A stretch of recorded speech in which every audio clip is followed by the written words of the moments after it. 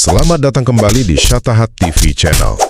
Ini dia intisari kilat kita kali ini tentang paradoks kesehatan mental manusia modern, di mana kita tuh berani banget menantang dunia, tapi nyatanya ketakutan setengah mati sama pikiran kita sendiri. Di luar kita kelihatan begitu berani, bisa menghadapi apapun, tapi diam-diam saat sendirian kita justru takut banget sama apa yang ada di dalam kepala kita sendiri.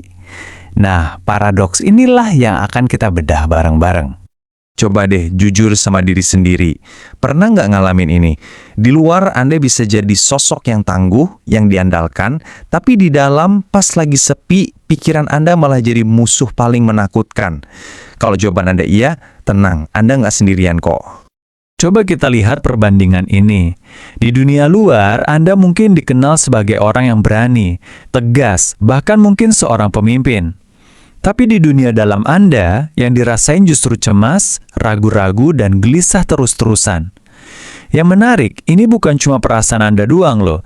Ini beneran sebuah fenomena psikologis yang udah diakui dan sering banget ditemui. Perbedaan yang kontras tadi sebenarnya membawa kita ke medan pertempuran yang sesungguhnya. Dan lokasinya bukan di luar sana, tapi justru di dalam pikiran kita sendiri. Dari dulu, dunia psikologi udah ngomongin ini. Pertarungan internal ini punya istilah keren, konflik intrapsikis. Nah, inilah kunci buat ngerti kenapa seseorang bisa kelihatan menaklukkan dunia, tapi pada saat yang sama, dia kalah sama pikirannya sendiri. Jadi, gimana caranya kita bisa memahami area batin yang serumit ini? Untuknya nih, ada 3 pemikir besar yang seolah-olah ngasih kita peta buat menavigasi medan perang internal ini. Mereka adalah Freud, Jung, dan Frankl. Oke, kita mulai dari peta pertama, dari Sigmund Freud. Menurut dia, keberanian yang kita tunjukin di luar itu bisa jadi cuma sebuah mekanisme pertahanan. Kita mungkin melakukan represi, alias menekan perasaan, atau rasionalisasi, ya, cari-cari pembenaran gitu deh. Tujuannya apa? Buat menghindari apa yang sebenarnya kita rasain di dalam. Jadi kita berani di luar, karena kita lagi lari dari kenyataan di dalam. Selanjutnya, kita pindah ke petanya Carl Jung dengan konsepnya yang kuat banget, yaitu sang bayangan atau the shadow. Gampangnya, ini tuh sisi gelap kita yang gak mau kita akui.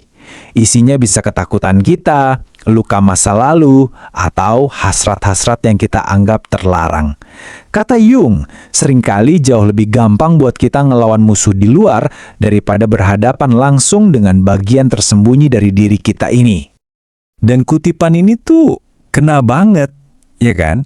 Menghadapi masalah di dunia luar itu rasanya lebih nyata, lebih jelas, jauh lebih mudah dibandingkan harus mengakui kebenaran-kebenaran yang gak nyaman tentang siapa kita sebenarnya.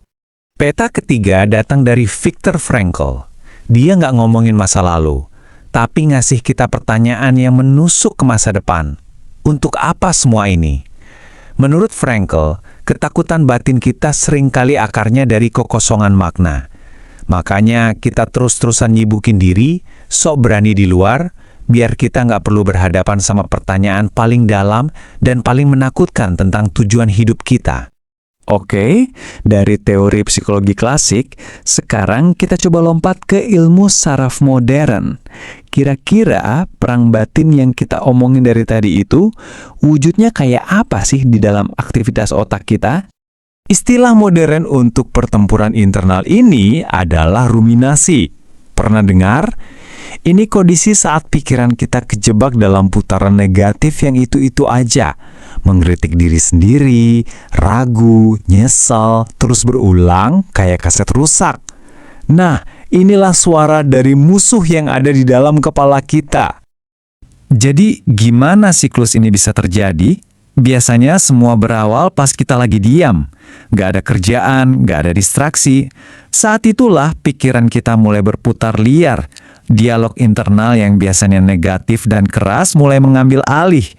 Dan secara neurologis, ini memicu aktivitas di bagian otak yang disebut default mode network. Ini jaringan yang aktif pas kita lagi ngelamun. Tapi sayangnya juga aktif banget pas kita cemas atau depresi. Nah, setelah kita memahami semua ini, dari konflik batin, peta-peta psikologisnya, sampai proses yang terjadi di otak, kita bisa mulai melihat apa sih arti keberanian yang sesungguhnya. Jadi, poin utamanya di sini nih, menjadi dewasa secara psikologis itu bukan berarti kita jadi orang yang nggak punya rasa takut atau nggak punya konflik batin sama sekali. Bukan. Justru sebaliknya. Kedewasaan itu adalah tentang punya kemauan dan keberanian untuk melihat ke dalam dan menghadapi apapun yang kita temukan di sana dengan sadar. Kutipan dari Jung ini benar-benar nyimpulin semuanya. Pertumbuhan sejati itu nggak datang dari pura-pura semua baik-baik aja atau cuma ngebayangin hal-hal positif. Pertumbuhan yang asli itu datang dari keberanian untuk menyadari dan memahami kegelapan atau bayangan yang ada di dalam diri kita sendiri. Pada akhirnya, inilah bentuk keberanian yang paling menantang, tapi juga yang paling penting. Bukan melawan dunia luar, tapi mampu untuk duduk diam, mendengarkan badai yang ada di dalam pikiran kita, dan memilih untuk tidak lari. Di sanalah pertarungan yang paling sunyi dan yang paling menentukan terjadi. Jadi, saya mau tinggalkan Anda dengan pertanyaan ini. Pertarungan paling sunyi di dalam diri Anda, pertempuran dengan pikiran Anda sendiri, apakah Anda siap untuk mulai menghadapinya?